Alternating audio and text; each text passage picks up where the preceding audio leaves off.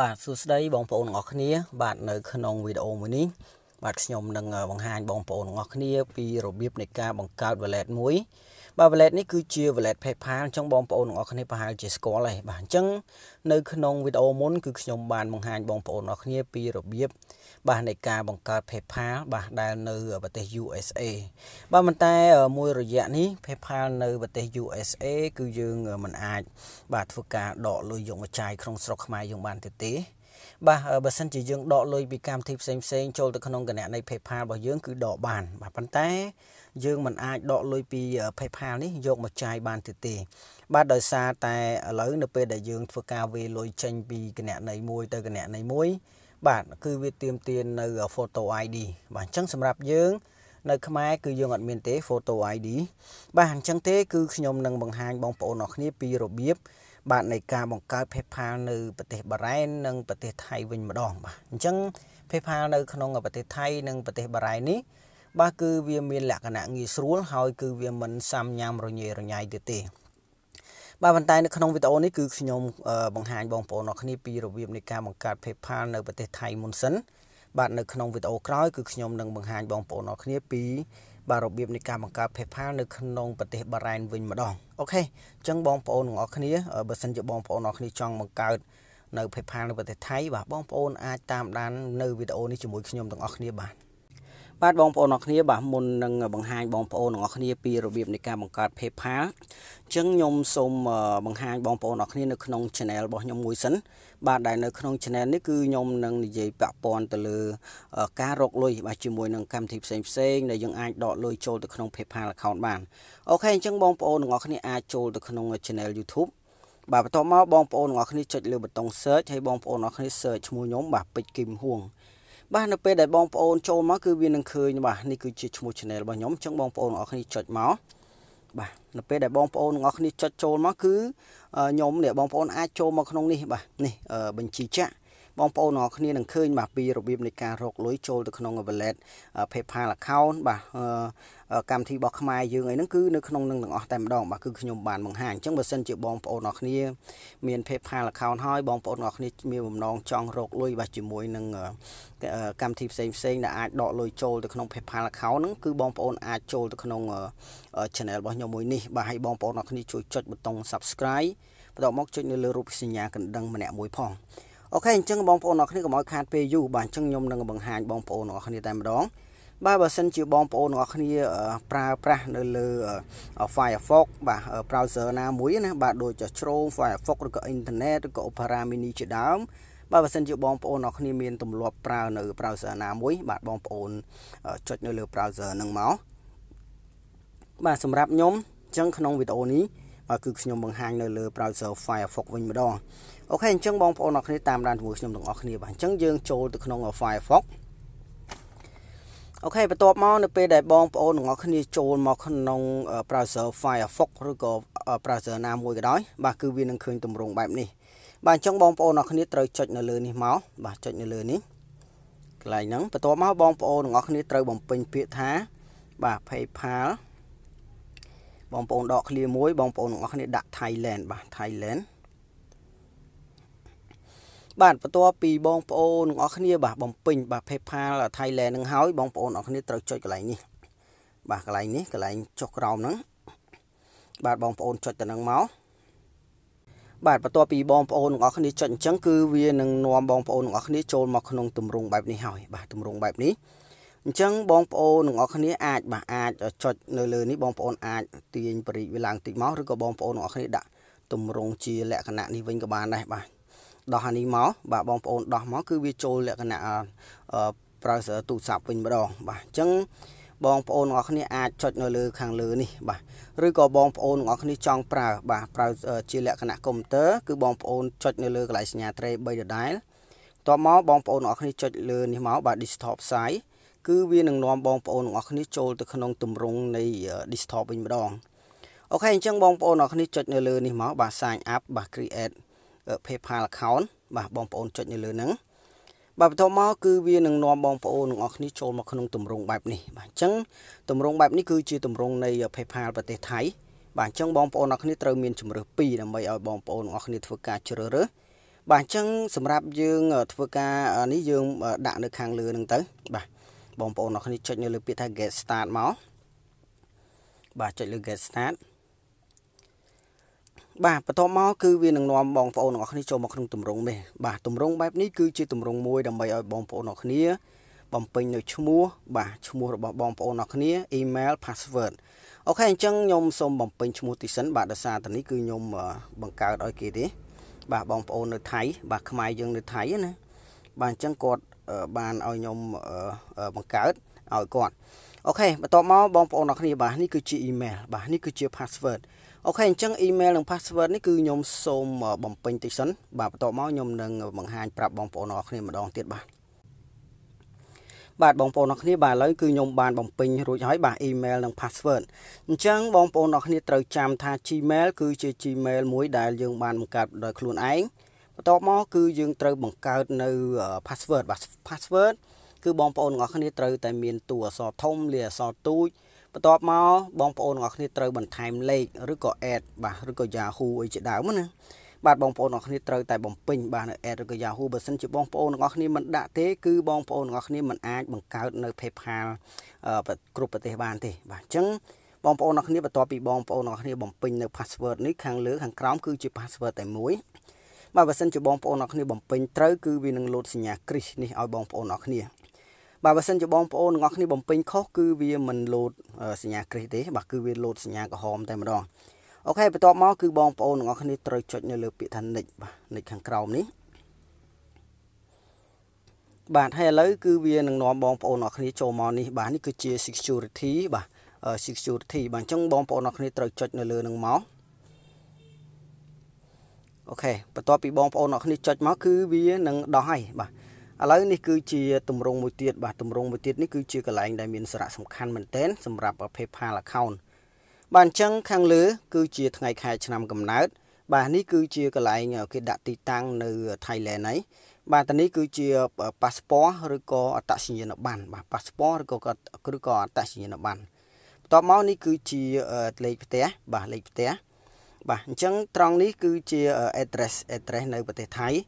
បាទហើយនេះបងប្អូនអ្នកគ្នាអាចតាមដានជាមួយខ្ញុំទៅបាទអញ្ចឹងបងប្អូនអ្នកគ្នាប្រហែលជាឆ្ងល់ហើយបាទថាតើអាសយដ្ឋាននេះតើយើងត្រូវទៅយកនៅឯណាបាទអញ្ចឹងខ្ញុំនឹងបង្ហាញបងប្អូនអ្នកគ្នាពីរបៀបនៃការទៅយកបាទទៅយកអាសយដ្ឋាននៅក្នុងប្រទេសថៃណាបាទអញ្ចឹងយើងចេញពីតំណែងក៏បានឬក៏បងប្អូនអ្នកគ្នាចុចនៅលើកន្លែងសញ្ញាត្រី3នេះហើយបងប្អូនអ្នកគ្នាយក new tab បាទអញ្ចឹងកន្លែងនេះគឺខ្ញុំមិនចូលទៅនឹងទេគឺខ្ញុំទៅយកនៅក្នុងbrowser Chrome វិញបាទ Chrome បាទអញ្ចឹងបងប្អូនអ្នកគ្នាអាចបំពេញបាទនៅអត្តសញ្ញាណប័ណ្ណថៃណាបាទខ្ញុំដាក់នេះសិនបាទបងប្អូនអ្នកគ្នាខ្ញុំពេញសិនបាទបងប្អូនអ្នកគ្នាចូលក្នុង browser Chrome ឬក៏បងប្អូនអ្នកគ្នាចូល browser ណាមួយក៏បានដែរអូខេបន្ទាប់មកបងប្អូនអ្នកគ្នានឹងឃើញទម្រង់បែបនេះហើយនៃ browser Chrome បាទអញ្ចឹងបងប្អូនអ្នកគ្នាចុចនៅលើនេះបាទកន្លែងប៊ូតុង search ឲ្យបងប្អូនអ្នកគ្នាបំពេញពាក្យថាបាទ national បាទ ID Thailand អូខេយើងដាក់មក Thailand នេះបងប្អូនអ្នកគ្នាបាទ national ID Thailand អញ្ចឹងយើងចុចនៅលើនឹងមកបាទបន្ទាប់មកគឺវានឹងនាំបងប្អូនអ្នកគ្នាចូលមកក្នុងទម្រង់បែបនេះហើយអូខេអញ្ចឹងយើងយកជាលក្ខណៈទូរស័ព្ទដៃវិញយើងដក desktop size នឹងចេញទៅបន្ទាប់មកបងប្អូនអ្នកគ្នាត្រូវយកកន្លែងរូបភាពបាទរូបភាពបាទបន្ទាប់មកបងប្អូនអ្នកគ្នាត្រូវមើលអត្តសញ្ញាណប័ណ្ណណាមួយបាទអញ្ចឹងបងប្អូនអ្នកគ្នាអាចចូលមកបាទអាចចូលមកឲ្យបងប្អូនអ្នកគ្នាត្រូវនេះយកនៅអត្តសញ្ញាណប័ណ្ណរបស់គេលេខបាទអញ្ចឹង31024បាទ31យើងដាក់មក31024 00បាទយើងដាក់ឲ្យខុសតិចទៅ006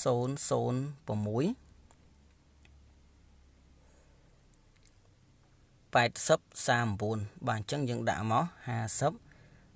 32បាទបន្ទាប់មកយើងកតុយយើងអាចដាក់មកលេខ3ក៏បានដែរអូខេបាទឥឡូវគឺយើងបានបំពេញនៅ National ID រួចហើយបាទអញ្ចឹងបងប្អូនអរគ្នានេះទៅនឹងគឺមានកន្លែងជ្រើសរើស បាទដោយបងប្អូនអរគ្នាចុចទៅនឹងមកបាទនេះគឺជាបានបើកបបាទនេះគឺជា passport នេះគឺជា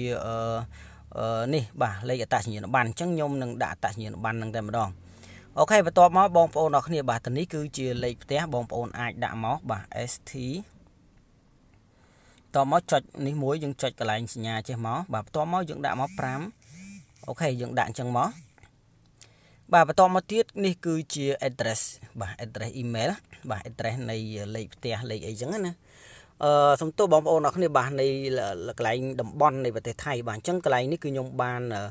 យកវាមករួចហើយបាទចាំខ្ញុំបង្ហាញបងប្អូនអរគ្នាម្ដងទៀតពីរបៀបនៃការយកអូខេអញ្ចឹងតំណឹងគឺខ្ញុំសូមបំពេញមិនវាបន្តិចសិនបាទឥឡូវខ្ញុំបានបំពេញរួចហើយបាទនេះគឺជាអាស័យដ្ឋានបាទនៅក្នុងប្រទេសថៃបាទអញ្ចឹងត្រង់នេះគឺយើងដាក់នេះមកបាទយើងដាក់ប្រាឈិនបុរីបាទប្រាឈិនយើងដកឃ្លាយើងដាក់បុរីមកបុរីអូខេអញ្ចឹងបន្ទាប់មកកន្លែងនេះគឺ province នេះបងប្អូនអរគ្នាចុចនៅលើនឹងមកហើយយើងយកប្រាឈិនបុរីដដែលបាទអញ្ចឹងយើងរើសមកអូខេអញ្ចឹងយើងរើសសិនបងប្អូនអរគ្នាប្រាឈិនបុរី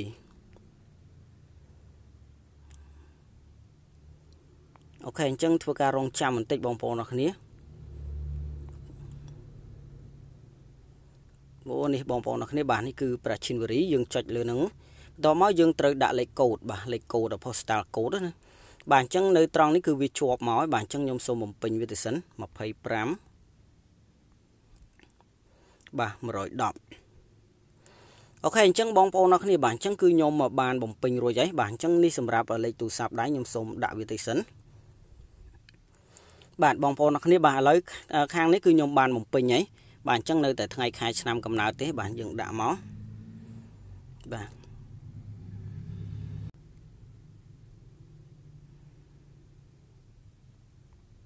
បាទ1986អូខេអញ្ចឹងឥឡូវគឺខ្ញុំបានបំពេញអស់ហើយបាទប៉ុន្តែឥឡូវខ្ញុំនឹងបង្ហាញបងប្អូនអរគ្នាពីរបៀប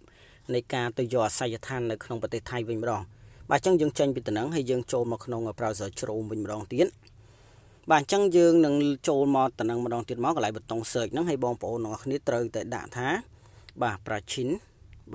បុរីអូខេនេះបងប្អូនទាំងអស់គ្នាគឺវានៅជាប់នឹងតែម្ដងបងប្អូនបំពេញអញ្ចឹងមកបន្ទាប់មកយើងចុចប៊ូតុង search បាទហើយអញ្ចឹងយើងត្រូវយកលក្ខណៈ desktop ផ្សាយវិញក៏បានឬក៏បងប្អូនទាំងអស់គ្នាមិនចាំបាច់យកក៏បានដែរគឺបងប្អូនទាំងអស់គ្នាគ្រាន់តែចុចនៅលើនេះមកបាទនេះគឺជា map នៃផែនទីនៃប្រទេសថៃហើយបាទនៅក្នុងប្រាឈិនបុរីអូខេបងប្អូនយក desktop ផ្សាយក៏បានឬក៏មិនយកបងប្អូនអាចចុចនៅលើនេះមកបាទអញ្ចឹងខ្ញុំចុចបង្ហាញបន្ទាប់មកគឺវានឹងនាំបងប្អូនទាំងអស់គ្នាចូលទៅក្នុង map បាទដើម្បីទៅស្វែងរកនៅក្នុងប្រទេសថៃនឹងតែម្ដងបាទនេះគឺរង្វង់នេះគឺជាប្រាឈិនបុរីបាទអញ្ចឹងបងប្អូនទាំងអស់គ្នាអាច zoom វាឡើងមកបាទ zoom មកហើយយើងទៅរកបាទនៅលេខកូដនៅតំបន់ណាមួយនៅក្នុងប្រទេសថៃនេះអូខេឥឡូវខ្ញុំនឹងឧទាហរណ៍ទៅនេះមួយអញ្ចឹងបើសិនជាបងប្អូនទាំងអស់គ្នាត្រូវការកន្លែងណាមួយត្រូវការកន្លែងណាណាបាទអញ្ចឹងយើងត្រូវចុចលើនេះយើងចុចយកម្រាមដៃយើងសកត់ឲ្យវា load នេះណា load នេះ load អាហ្នឹងបាទនេះឲ្យវា load អានេះបងប្អូនទាំងអស់គ្នាបាទឲ្យ load អាហ្នឹងណាអញ្ចឹងបងប្អូនទាំងអស់គ្នាអាចអញ្ចឹងនៅកន្លែងនេះគឺមិនមានទេយើងទៅយកកន្លែងផ្សេងបាទនេះទម្លាក់មជុលក្បែរទេបាទអញ្ចឹងយើងត្រូវរើសកន្លែងណាដែលវានៅក្នុងម្ដុំផ្ទះប្រជាជនបាទអញ្ចឹងខ្ញុំសូមទៅមុខទៀតបាទអញ្ចឹងយើងសកត់មកអូខេឥឡូវនេះគឺនៅផ្ទះប្រជាជននេះបាទនេះគឺវានៅជាប់អញ្ចឹងណាអញ្ចឹងបងប្អូនទាំងអស់គ្នាត្រូវចុចនៅលើនេះបាទចុចនៅលើអានេះបាទចុចលើនឹងមក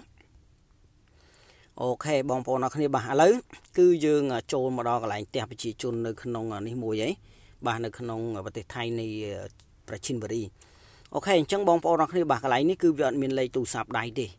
ប៉ុន្តែបងប្អូនទាំងអស់គ្នាអាចទៅរើសកន្លែងផ្សេងដែលមានលេខទូរស័ព្ទដៃណាប៉ុន្តែយើងអាច copy បាទ copy យកអាស័យដ្ឋានរបស់វាណាអញ្ចឹងបងប្អូនទាំងអស់គ្នាយកម្រាមដៃបងប្អូនទាំងអស់គ្នាសង្កត់លើនឹងមកបងប្អូនទាំងអស់គ្នាប្រហែលជាឃើញបាទនេះវាដាក់ copy បាទទីកន្លែងណាបាទគឺចម្លងអញ្ចឹងយើងយកដៃយើងចុចនៅលើនឹងមកដើម្បីចម្លងនៅអាស័យដ្ឋានទាំងនេះបាទហើយនេះគឺជាលេខកូដ postal code បាទ25 110អញ្ចឹងឥឡូវកន្លែងនេះវាអត់មានលេខទូរស័ព្ទទេប៉ុន្តែបងប្អូនទាំងអស់គ្នាអាចទៅរកកន្លែងផ្សេងកន្លែងណាក៏ដោយបាទឲ្យតែមានលេខទូរស័ព្ទដៃបងប្អូនអាចយកលេខនឹងយកមកដាក់បាន ok chẳng bong ôn ai chưa rư màu bà nè đôi cái lại ní chẳng cứ vì mình lấy tủ sập đáy ấy chẳng bong ôn nó cái ai copy vì một đòn tiền máu bà chọn nơi lừa vía nè bà trong bong ôn nó cái trời vô mà điểm đáy bong ôn nó cái sọt nơi lừa lại nắng hay bong ôn nó cái phải chụp khơi nha bà đi chùm lò xài than dùng chọn từ nắng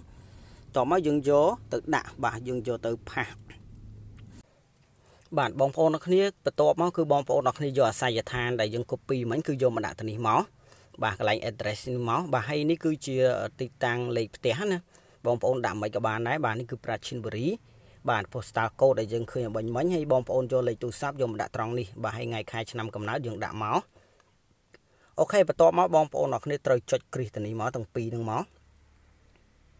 បាទគ្រីវាមកបន្ទាប់មកបងប្អូនទាំងអស់គ្នាត្រូវចុចកន្លែងនេះបាទចុចកន្លែងនេះបាទ agree and create account យើងចុចលឿនហ្នឹងបាទឥឡូវបងប្អូនទាំងអស់គ្នាបាទគឺឥឡូវយើងចិត្តបានជោគជ័យ 100% ហើយឥឡូវគឺវានឹងនាំបងប្អូនទាំងអស់គ្នាចូលមកកន្លែងនេះបាទអញ្ចឹងបងប្អូនទាំងអស់គ្នាមិនចាំបាច់ចុចត្រង់ណាទាំងអស់គឺបងប្អូនទាំងអស់គ្នាចុចនៅលើ PayPal account បាទចុចមិនដឹងមកបន្ទាប់មកគឺយើងនឹងទទួលបាននៅ PayPal មួយឯង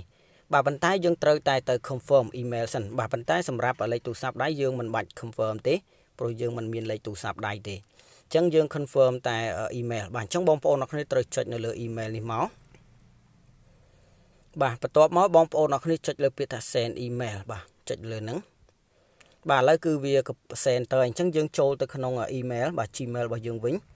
បាទយើងចូលមកអូខេបងប្អូនអ្នកគ្នាបាទឥឡូវបន្ទាប់មកគឺវានឹងមាននេះឃើញទេវាដាក់ថាបាទនេះ please confirm your email address អូខេយើងចុចលើហ្នឹងបាទអញ្ចឹងយើងរងចាំបន្តិចបាទឥឡូវគឺវានឹងឲ្យយើង confirm ហើយ email address យើងចុចនៅលើហ្នឹងមកបាទបន្ទាប់មកគឺវានឹងឲ្យបងប្អូនទាំងអស់គ្នាបំពេញបាទនៅ passcode បាទលេខកូដរបស់យើងបាទអញ្ចឹងខ្ញុំសូមបំពេញវាបន្តិចសិនបាទបន្ទាប់ពីយើងបំពេញបាទលេខកូដរួចហើយបងប្អូនអរគ្នាចុចនៅលើពាក្យថា confirm address បាទ email address យើងចុចលើហ្នឹងអូខេឥឡូវយើង confirm បានសម្រាប់ហើយបងប្អូនអរគ្នាបាទគឺយើងទទួលបានជោគជ័យហើយបាទកន្លែងនេះគឺវាឲ្យយើង link card អីហ្នឹងណាបាទនេះអញ្ចឹងយើងមិនបាច់ទេយើងចុចនៅលើពាក្យថា not now បាទ not now